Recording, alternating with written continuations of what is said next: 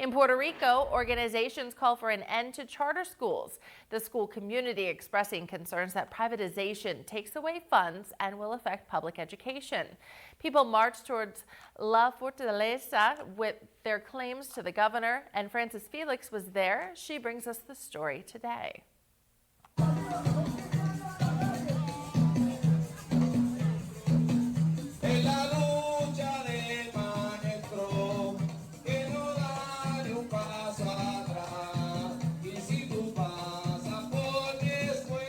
Community and teacher organizations marched towards La Fortaleza to demand a 5-year moratorium that prevents the establishment of more alliance or charter schools because they understand that it is a privatization that will affect public education. The demonstration occurs at a time when the Department of Education is in the process of receiving proposals from entities and municipalities that are interested in establishing this type of school, in which the agency pays for each student enrolled.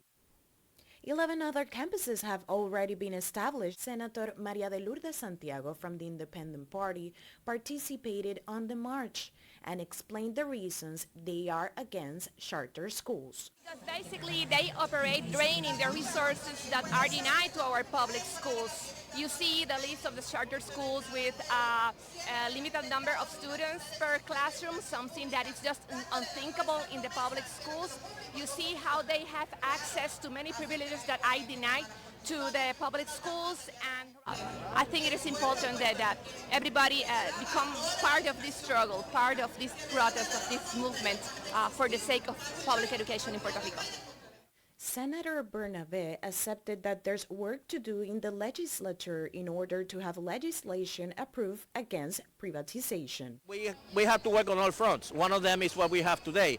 People have to mobilize in the streets. People have to mobilize in order to demand that the government, as a first step, declares a moratorium in the creation of charter schools. What we are demanding today is not necessarily that they revoke the law which creates these charter schools, but rather that they declare a moratorium. No more charter schools until further discussion. And we also have to work in the legislature in order to have legislation approved which reverses this policy of privatization. But these two things have to be combined.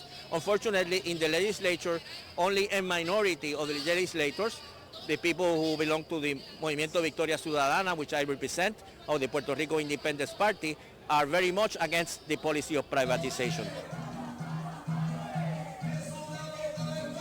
The organizations claim that they take away funds that should go to the public education system, encourage the privatization of services that should be in the hands of the government, and displace the rights achieved by the teachers.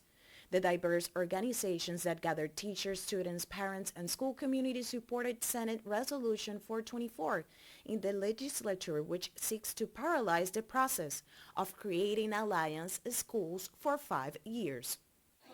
I am here defending our public school teachers, students, and also our whole system in Puerto Rico, because if we privatize or allow them to privatize the schools, our children will not make it to the private schools.